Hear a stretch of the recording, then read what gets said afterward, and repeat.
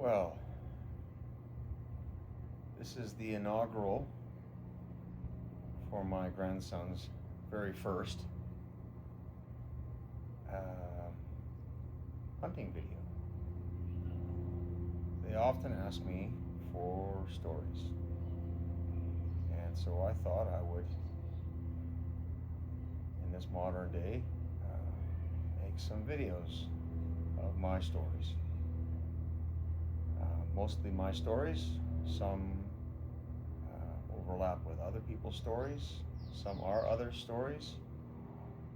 We'll start today with what I thought was a pretty good day, but in hindsight was almost otherworldly. It just doesn't happen, as far as I know. And I call this story Four Moose. What should I call it exactly? Four Moose Meadows. My dad, Great Opa, made a number of trips to a place called the Prophet River with his group of hunting buddies. And when I was in my mid-30s, early 30s maybe, he asked if I would want to come along, which I most certainly did. The Prophet River had an outfitter, and it was just an outfitter. It wasn't guided, so we were hunting on our own, but we had access to their horses, which was pretty cool.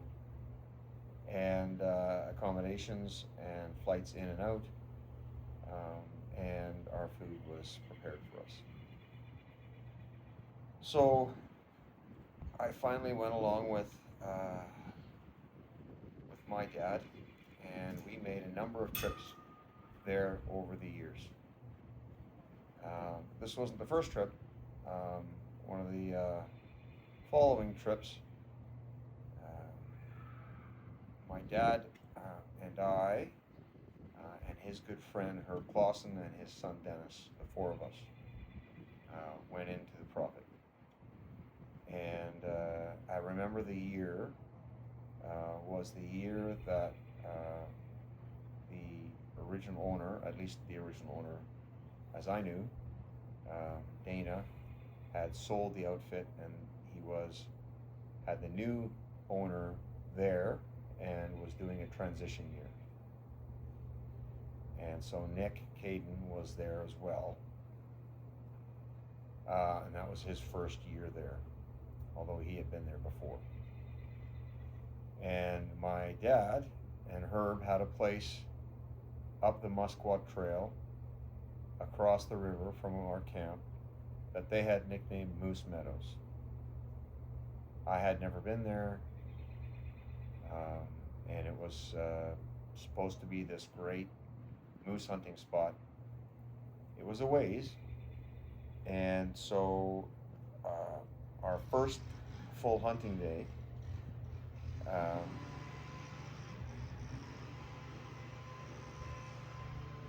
weed eater, awesome. Our first full hunting day, my dad and Herb decided that the four of us would all go to Moose Meadows together, which I thought was utterly foolish. It's such a big country with so much territory to go. Why would all four of us go to one place? I complained, and I complained, and I complained, but to no avail. It was decided. I suppose I could have just struck out on my own, but I just complained. So the next morning we got ready. I was still complaining. We crossed the river, headed up the trail, over the ridge, and then along the hillside. We got just over the ridge and tied off our horses, and then we were going to walk the game trail the rest of the way in. I was complaining the whole way. This is stupid. Why would all four of us go to one place? And we were walking along the trail with Herb and Dennis in front, and my dad and myself in the back. And I won't stop. I'm just talking, complaining, complaining. My dad turned around several times, instructing me to be quiet. I was not. And Dennis and Herb kept going, and they were likely a few hundred yards ahead of us. We started walking again along the trail, and I'm still talking. I don't remember exactly what I was saying. It was a complaint of some sort. My dad wasn't even listening to me anymore, or at least he wasn't responding to what I was saying. And the hill went up to our left, and as I looked up left, I stopped talking because there was a moose passing us around 70 yards off the trail. I suppose he'd been coming up the trail, and in moose country, 70 yards is the passing lane. And I quickly told my dad, hey, there's a moose there. We both looked, got the binoculars up on him. He wasn't the biggest moose in the world. He was maybe 40, 42 inches, but he had triple brows on both sides. He was a legal, mature bull moose. My dad, for whatever reason, asked me, do you think I should shoot it? I said, yeah, you should shoot it right now. So my dad, who I thought was the best shot in the world because he'd made some absolutely crazy shots, at 70 yards, shoots at this moose and hits him in the antlers.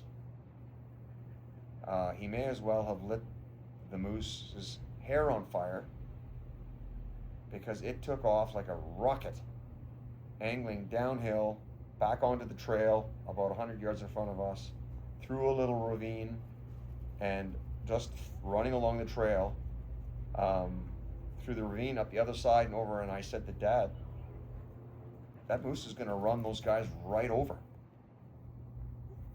And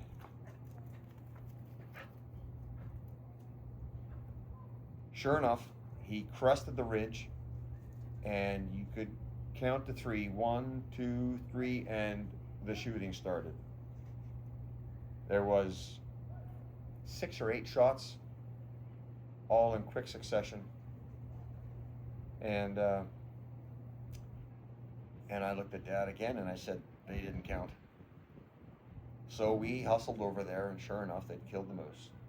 They're very excited. It was counted as Dennis's moose. And we asked if they counted, and they said, well, no, we assumed you counted, which we had. But then we said, well, what if it wasn't the same moose? And they're like, well, we hadn't thought of that. It all happened so fast. All's well that ends well. And so while then my dad and Herb and Dennis all knives out and getting in there, and I thought to myself, that's enough knives in there on one animal. I don't need to add to that. So it was a happy moment. Everybody was good. And while we were standing there, I heard some cow moose wailing further up towards Moose Meadows. And it just kept going and going, 20 minutes or so. So I said, I'm going to carry on towards where I hear those cow moose. And which I did. And when I got to where they were, I found the cow moose, and I came across a small bull. Rack was maybe 30 inches, maybe a little less. I believe he had like 4 or 5 points on each side, 2 in the front on each side. Not a legal mature bull, However, he had a sticker, like a drop tine, not like a drop tine, uh, just off the base of his antler. So that would have been counted as a point below the split, and it legally made him a legal bull. He was quiet, and I wasn't sure the outfitter was going to be super pleased with me shooting that bull. Certainly wasn't the intent of the rule to shoot a mature animal, despite being legal. So I started calling at him and practicing my moose calls. And he would walk away, and then I would cow call and grunt, and he would come back. And he wasn't far. He was maybe 60 yards away. And he left and came back several times. I could see and hear the cows in the background wailing, and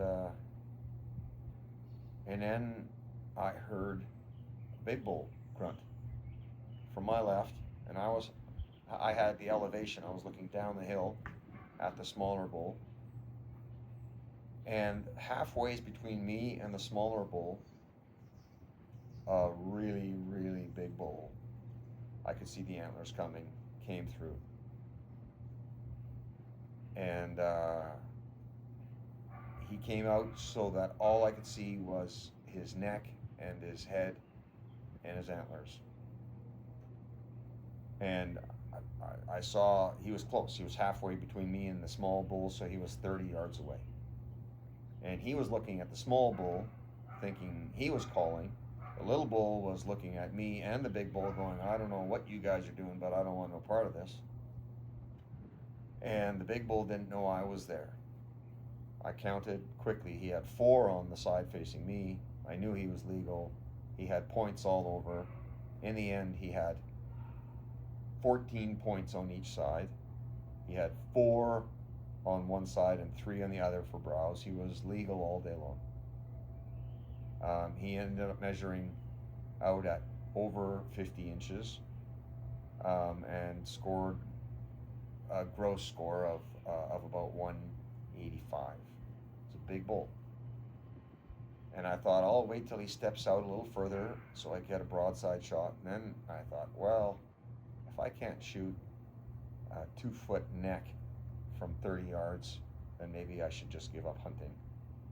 So I shot him in the neck, and he didn't take a step. He fell face first down, and he was dead before he hit the ground.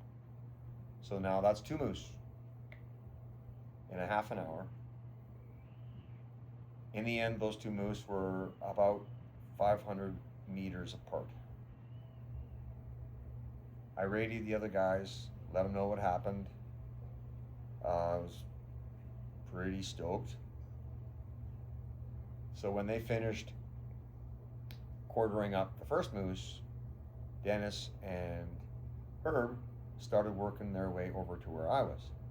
My dad had heard an elk bugle a little further down the valley and was working his way down towards that when he radioed me and said, I've come across another bull moose halfway between Dennis's bull and my bull.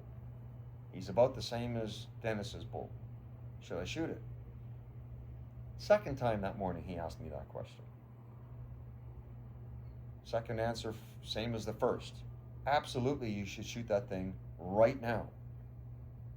This time my dad did not miss. Bull number 3 down. Herb and Dennis finally make their way to where I am, congratulate me on my bull. I tell them about Dad's bull, and then I say, oh, and by the way, as I tell the story, there's that small bull that's actually legal.